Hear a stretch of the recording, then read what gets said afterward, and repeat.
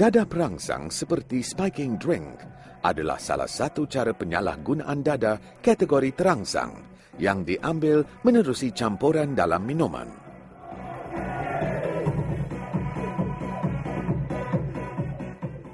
Ia adalah sejenis bahan atau campuran bahan kimia psikoaktif yang diambil secara terlarang dan haram, yang mempunyai kesan yang amat ketara ke atas sistem saraf pusat, iaitu otak dan saraf tunjang.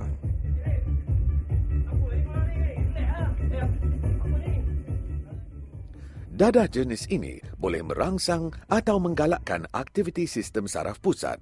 Seterusnya, ia akan melibatkan perubahan perasaan, kelakuan, pemikiran, serta menyebabkan perubahan yang buruk dalam fungsi fiziologi badan. Terdapat pelbagai jenis dadah kategori ini yang terbahagi kepada dua kategori, iaitu dadah asli seperti kokain, kafein, epinefrin, dan ephedrine. Dadah tiruan seperti amfetamin, benzedrine, dexedrine, dan methadone, pil ekstasi, XTC, pil kuda, pil eramin 5, ais atau syabu, kodin atau ubat batuk, dan ketamin.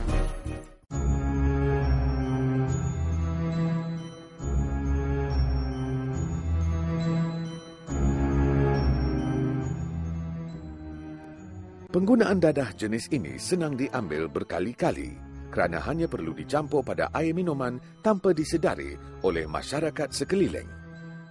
Penggunaan dadah ini juga selalunya boleh berlaku dalam dua situasi, seperti secara disedari, iaitu atas dasar kemahuan dan kehendak sendiri, akibat faktor persekitaran atau pengaruh dari rakan-rakan.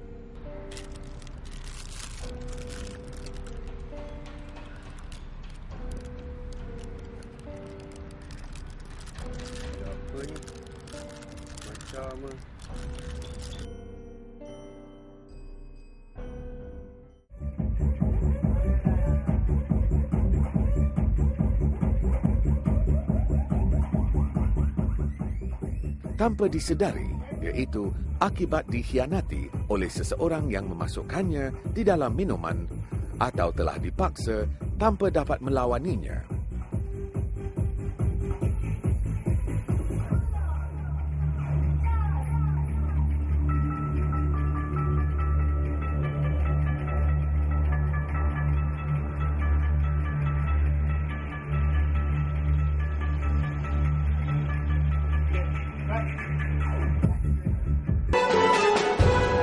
Oleh kerana penggunaannya mudah dan tanpa disedari oleh orang sekeliling, maka pengambilan dadah ini boleh berlaku di mana-mana sahaja, seperti di disko atau pusat hiburan, di rumah, tempat belajar, tempat bekerja dan tempat awam yang terbuka. Antara simptom yang akan dihadapi oleh seseorang yang mengambil dadah jenis ini ialah menjadi lebih suka untuk bercakap dengan lebih bertenaga dan gembira, kurang keinginan untuk tidur, merasa lebih yakin dan lebih hebat.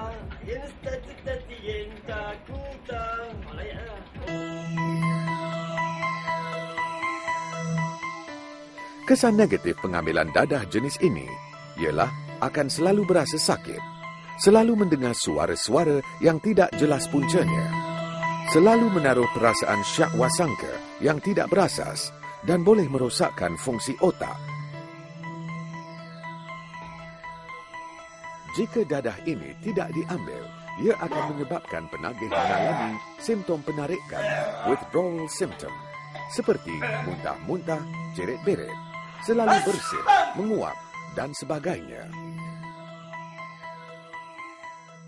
Di samping itu, juga pengambilan dadah ini secara berterusan akan mengundang pelbagai risiko seperti risiko mendapat penyakit darah tinggi, serangan jantung, pernafasan terhenti, dan seterusnya boleh membawa maut, hilang selera makan, dan seterusnya menyebabkan kekurangan zat makanan, penyakit mental yang serius, seperti psikosis atau gila.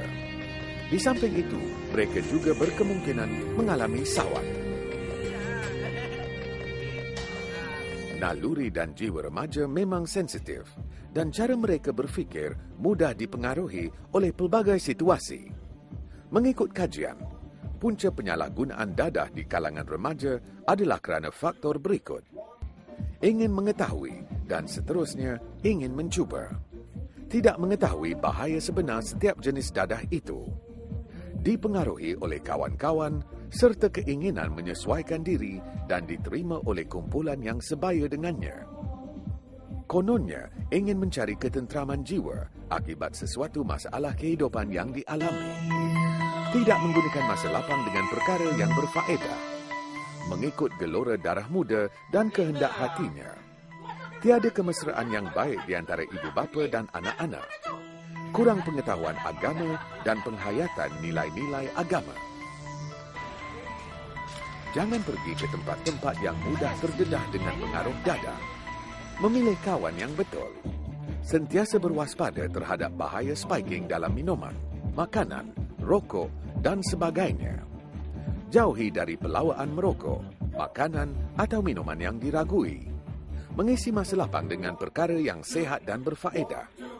Pentingkan nilai kekeluargaan dan ikut nasihat ibu bapa. Laporkan kepada pihak berkuasa jika terdapat aktiviti dadah di kawasan setempat.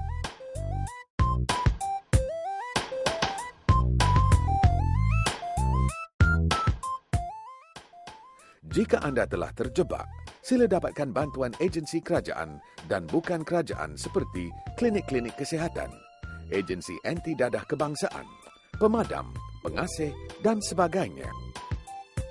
Awas, bertindak segera sebelum dadah memusnahkan kehidupan anda dan keluarga.